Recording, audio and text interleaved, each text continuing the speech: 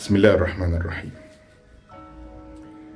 اللي بيحصل حاليا من حرب شرسة في غزة والنتائج اللي احنا شايفينها، انا غير مقتنع. انا حاسس ان دي سيناريو تم وضعه من تخطيط خلال سنين سابقة حتى يظهر بهذا الشكل ويتسوق لنا ونتحط قصاد امر واقع. كل يوم بتأكد الشكوك بتاعتي منذ أن بدأت الهجمة بتاعت حماس على إسرائيل ونتائج الموت من الإسرائيليين 200 400 500 دلوقتي بيقولوا 1000 وإصابات، وأول مرة تحصل في التاريخ. كان دايما اللي مات إسرائيلي ولا اتنين بيموت قصادهم 1600 2000 من الفلسطينيين وال 15000 وال 20000 مصاب. إيه السر اللي تقدم حتى تقدم حماس تخش هذه الدخلة؟ وبعدين الضحايا بشكل مش ضحايا، القتلى بشكل رهيب جدا، عدم وجود مقاومة. فأنا شايف في حاجة مش طبيعية. ثم يبدأ بعد كده تتحول من عملية يتم اعتماد اللي هتبقى حرب من المجلس المصغر ونتنياهو والوزراء بتوعه، ثم تيجي أكبر حاملة طائرات في العالم الأمريكية ونووية بكرة تقريبا ولا بعده يبقى 10 11 أكتوبر هتوصل عليها F-16 F-35. في حاجات بتحصل أنا مش مقتنع إن اللي بيحصل ده كده تلقائي. لا دي شيء مخطط لإنهاء القضية الفلسطينية، والخوف تبقى على حساب مصر والأسباب معينة. نتنياهو حاليا أنا من حوالي نص ساعة شايف على العربية وعلى الBBC وكده، قال لك ردنا على حماس سيغير الشرق الأوسط.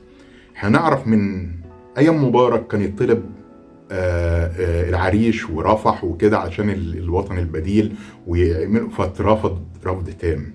ثم دخلنا في حرب استنزاف خلال 10 سنين في سيناء وإرهابيين ومخابرات. لكن خلال فترة أنا مستغرب، مصر اتحطت في وضع ديون وضغط رهيب. سد اثيوبيا اللي خلال 10 سنين لحد ما اتملى دلوقتي بقى 40 مليار. فالمشكله في حاجه غريبه، قال لك دي تعد قنبله اكتر من قنبله نوويه، 10 قنابل نوويه، 40 مليار في ارتفاع اكتر من 2500 متر. يعني لو اتضرب او اتفتح هيزيل السودان بجزء من مصر كبير وهتدخل مصر في متاهات. فهل هيحصل خلال يومين من الحشود الرهيبة الإسرائيلية ووصول حاملة الطائرات الأمريكية واستدعاء أكثر من 300 ألف جندي من الاحتياطي في إسرائيل والتمهيد العالمي في وضع الصور والمرأة الإسرائيلية و1000 مات وبتاع، تأهيب المسرح العالمي إنها تخش الأرض المحروقة، هتنهي غزة وبالتالي هيتم طردهم لسيناء. فيبدا احنا نيجي نقول يا شعب مصر، فيجي يقول لك اصل انت عليك ديون مش لاقيين ناكل، او الشعب المصري هيقول له ولا ديون ولا حاجه، انا الارض دي اتسقت بدم اجدادي وابائي وهخش حتى لو هيجي يقول لك سد النهضه ممكن يتضرب فهيتغرق. فانا اللي شايفه لا، الموضوع صعب جدا ومش متخيل. انا حاسس ان في خريطه جديده بتترسم. هل كان تقصير مننا؟ هل احنا اتضحك علينا؟ هل صمتنا عن سد اثيوبيا ومحدش يتكلم وبلاش هري وبتاع دي وكل حاجه تمام ومش عارف ايه حتى نتحط قصاد امر واقع؟ ثم اسمع من حوالي اسبوعين كان لسمير غطاس يقول على القناه بتاعته في برنامج، يقول احنا جالنا منع في مجلس النواب، ما حدش يتكلم على موضوع سد النهضه، والمفروض مجلس النواب ده ممثل الشعب، ما حدش يقدر يمنعه في اي حاجه، يعني يتكلم. لكن فكره المنع التام والحوار الوطني يتمنع ثم نوصل لهذه المرحله اللي انا شايفه. انا راجل بتاع تسويق وما باخدش بالكلام الشكلي والخداع ده، انا بحط نفسي ايه اللي بيتسوق وايه الحاجه الغير منطقيه. الغير منطقيه اللي هيموت 1000 تحت بقى الناس اللي تقعد تقول لك اصل الله اكبر وجاهدين الله، يعني اعقلها وتوكل.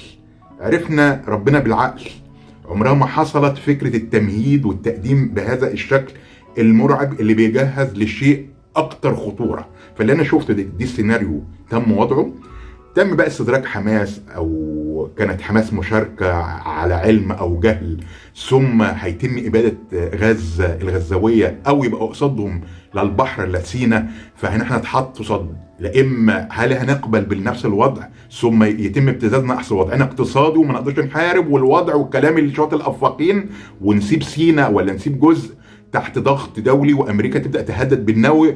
أنا شايف أو يقول لك الشعب مش هيرضى حتى لو مين اللي قصاده، وهيخش على الارض بتاعتنا اللي اتروت بدمائنا وهنخش، فيجي يقول لك لا ده ممكن تصدق اثيوبيا ينضرب وحاجات زي كده. فانا شايف دلوقتي لا، في سيناريو بيتعمل، واتمنى اكون انا غلطان، اتمنى اكون انا غلطان، لكن شايف والتصريحات والتمهيد، انا قاعد عمال اتفرج على قد ما الناس، احنا مشكلتنا عرب ومسلمين سذج، يضحك علينا والله اكبر وحماس واسرائيل تتاكل مش عارف 10 دقايق. يا جماعه في عقل، في ادراك، لدرجه لما طلعت تقريبا مجنده اسرائيليه امبارح على البي بي سي او مش عارف على قناه اخباريه تقول انا بقالي سنتين بحرس في المكان ده وفكري استشعار عن بعد وفي اجهزه وحاجات زي كده، الحشره ما تعرفش تعدي، فما بالك بقى اللي احنا بنقول عليها يعني آلات واكتر من 1000 دخل، حتى ما فيش عملاء لاسرائيل جوه في غزه هيبلغوا ان في هجوم دلوقتي ولا في حاجات غير منطقيه. فاللي انا شايفه مع النهارده تصريح نتنياهو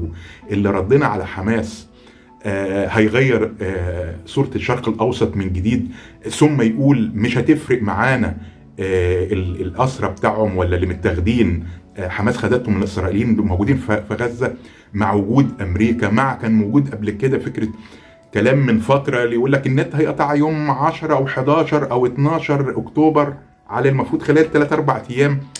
اللي انا شايفه في حاجه مش طبيعيه، والكلام بيأكد الشكوك بتاعتي.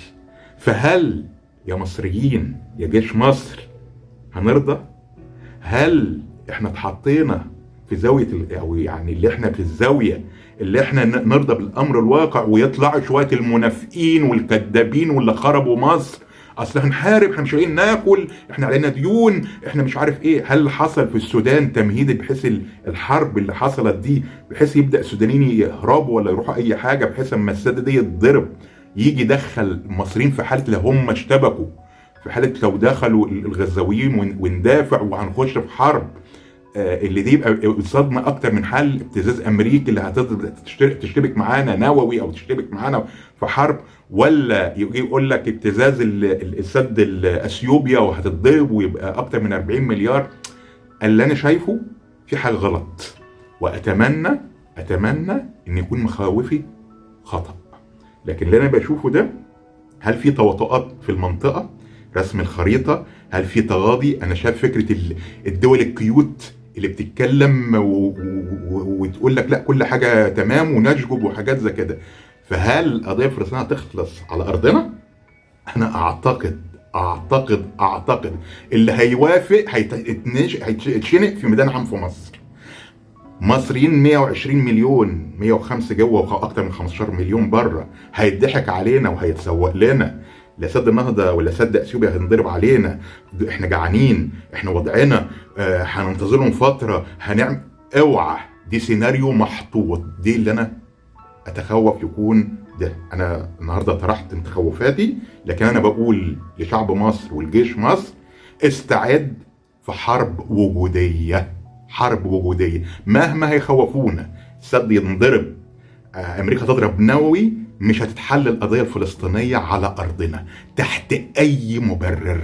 لو حصل كده هيبقى في خيانه عظمى وتواطؤات، وفي هيحصل في مصر ما لا هيشهده العالم منذ ان نشأ العالم. اتمنى يكون تخوفي مش في مكانه، واكون انا يعني اخطأ في التخيل والاستقراء المستقبل، لكن الخوف كله ما اللي بيحصل والتصريحات والتوالي والاسلوب التسويق بتاعنا وتجهيز المسرح العالمي بيأكد التخوف بتاعي. لان شايف في حاجه، في دول هتتلغي، في اجزاء هتبدا تتاخد، في حاجات هتبدا تطلع الميديا تتكلم، في بعض الخونه يطلعوا يمهدوا يقول لك هنعمل ايه، احنا على قد، احنا مديونين، احنا مش عارف ايه. خلي بالكم في ناس مزروعه خونه كتير في مصر، في خونه في الدول العربيه، فالقضيه مش هتخلص على ارض مصر. انا قلت التنويه بتاعي